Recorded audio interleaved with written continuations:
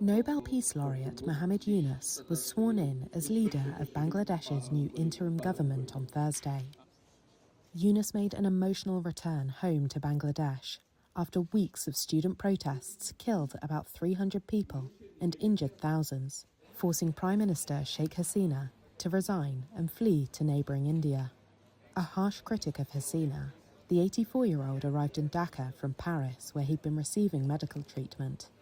Protesters had backed him to head the Caretaker government, which is tasked with holding elections for a new leader. People in the capital, Dhaka, welcomed his appointment, hoping for a new era in Bangladeshi politics. The example that the young generation is set of giving this country a rebirth, we are expecting that Yunus will be able to take it further to reconstruct our nation.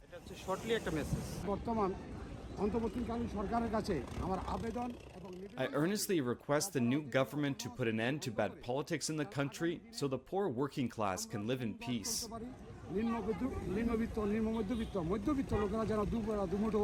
The economist, known as the banker to the poor, received the 2006 Nobel Peace Prize for founding a bank that pioneered the fight against poverty through small loans to needy borrowers.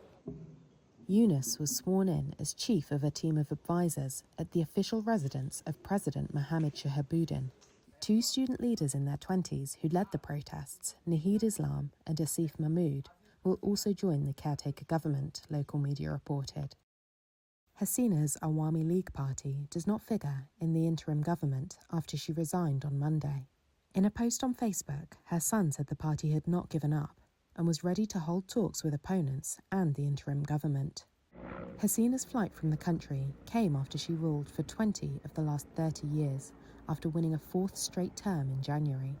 The student-led movement that ousted Hasina grew out of protests against quotas in government jobs that spiralled in July, provoking a violent crackdown, though the government denied excessive use of force. The protests were fuelled also by harsh economic conditions and political repression in the country.